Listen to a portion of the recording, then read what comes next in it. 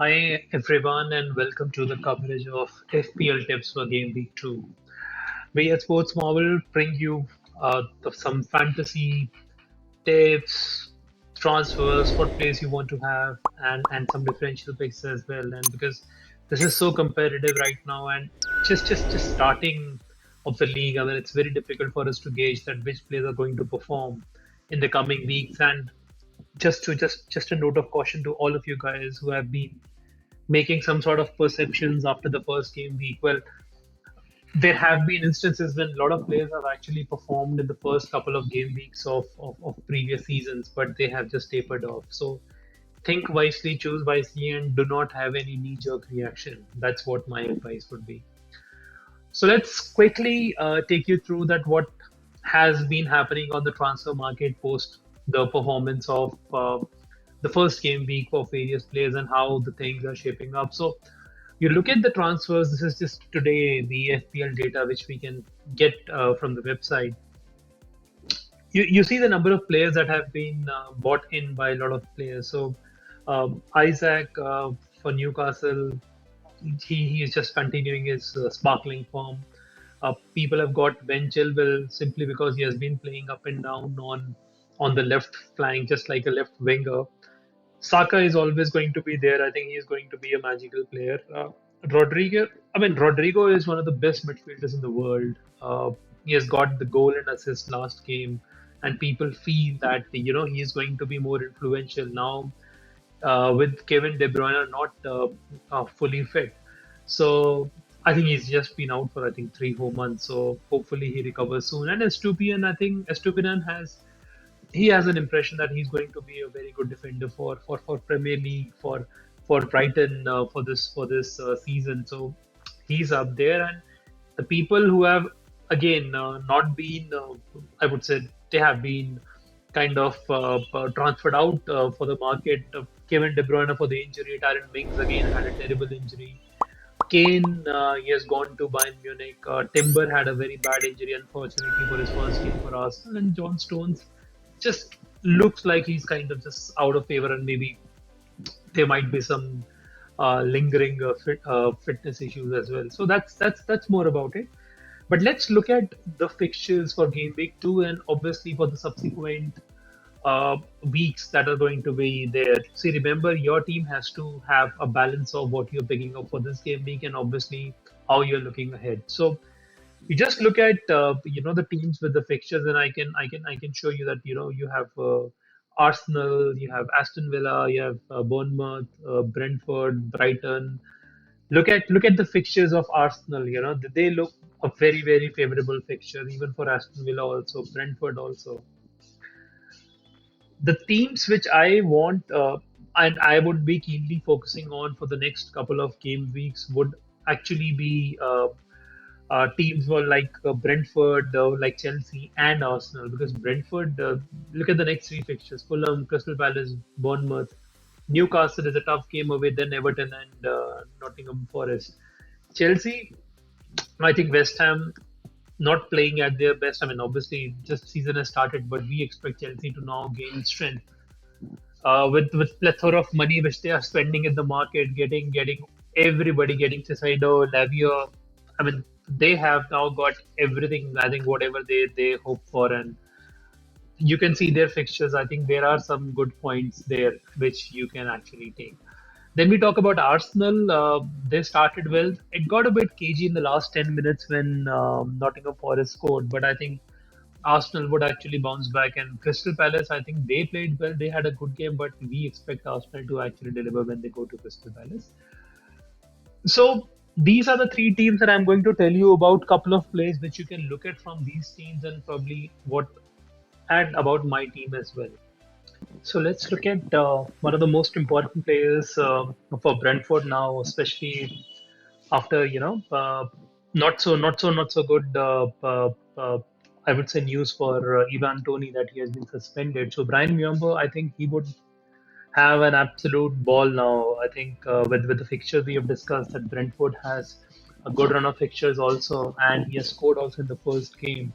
I expect him to really get a lot of points, and especially when you see a player at 6.5 and the number of opportunities he's going to get, I think this he is a must for your team. And if you have a midfield crisis, I would say if you have Kevin De Bruyne and you want to get rid of him, get this guy and probably in the next game week use that money for a better player. Also, you can do that. So that's a good pick.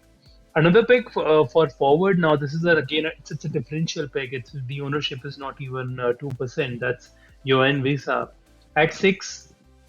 Obviously, he's also going to get a lot of game time, getting a lot of opportunities also. He's tall, he's fast, he's going to get some headers as well. So, scored against Tottenham, I think he is another good pick if you want to really have a forward along with Haaland. You know, Haaland takes a lot of your budget and you need to have that player. So, just to balance it out, I think Johan Visa is a good player. And obviously, a lot of people have Watkins in the team as well. So, the third one can be this one. And if you are not very keen on Watkins, thinking that Aston Villa may need some, I would say, easier fixtures to perform, then you can obviously go for Jon Visa simply because of the fixtures that Brentford has. Now, moving on to Chelsea, and I think this is the player which is actually going to really rock the Premier League is going to be Nicholas Jackson. Lukaku, obviously not in consideration anymore. Broja injured. Chelsea strengthening their midfield with Caicedo, Levia. You would expect a lot of stability at the back, and with Enzo Fernandez performing the way he did against Liverpool, and obviously the chances which Jackson had, I fully expect Jackson to add a couple of goals to his tally, and I think he's going to be a very strong footballer going forward. And I expect him to just hit the ball, hit the ground running right away. And I think you might see a, a very good, I would say, a spell from Nicholas Jackson. So, yeah, this is one player which you can also consider in your team. Now, another player which I am suggesting, even though I have this player, that's not the bias why I am suggesting you this player. I think we all saw that game which Chelsea had against Liverpool, and we saw Reece James actually having a very good game. But I don't know, for some reason I think there would be some sort of changes that can happen in Chelsea simply because of what Caicedo would be bringing in. The reason I say so is that because Caicedo would be sitting at, I would say, at the middle of the pitch, just as a footballer, which is going to actually dictate a lot of game. It might limit Ben Chilwell's movement also, because a lot of people say that Ben Chilwell is going to, he's going to play like a winger, he's going to score a lot of pointers and this and that. But I still feel that Ben Chilwell's position can, I think his role can be limited because of the signings which Chelsea have made. So the captain who's going to be omnipresent, even though he left after 75 minutes, but he's absolutely fine. There is no problem that he won't be playing in this game week. So I think Reece James is again, it's going to be differential pick because a lot of people are going for Chilwell. So if you want to really stand out, just take a punt and get Reece James in your team. Now, Ramsdale is another player which I am going to suggest now simply because Arsenal's fixtures, as we've discussed, are good. But I think they could have got a clean sheet in the last game as well, right? In the 83rd, 84th minute, it was like Arsenal were primed to get the clean sheet, but it was a very cagey affair in the last few minutes. So that is the reason why I think Ramsdale, with a value at £5, I think it's going to be a good pick for you and. Get Arsenal players on board. That is going to be really good for you because of the fixtures which they have. Now, differential pick, I think here is one. Odegaard. I won't say it's a differential pick because 23% people own Odegaard, but the Arsenal club captain, even though the stats don't, tell you the whole picture, I think he had one or two very close shaves. I think especially in the last 9 minutes, wherein he almost scored a goal from outside the box. I think Odegaard would actually grow as with more and more game time, and he's such a quality player. He's going to dictate a lot from the midfield. But obviously, you have Saka. I'm pretty sure you definitely would be having Saka in your. If not, then you should have him. But I'm assuming that you have him already. Uh, I think this is a guy which you need to really, really keep an eye on. And if you really want to, again, stand out and probably invest somewhere, go to Odegaard. I think he's going to be a good player.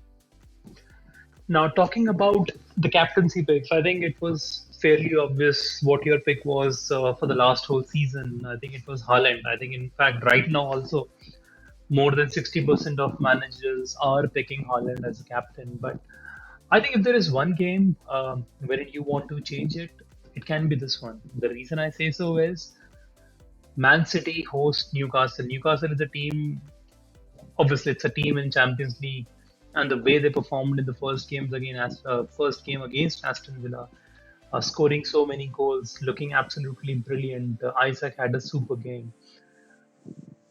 I think you see, you won't bet against Haaland not scoring goals or not doing well. This is one I would say one game wherein Mo Salah can be the captain, and that's what my pick would be.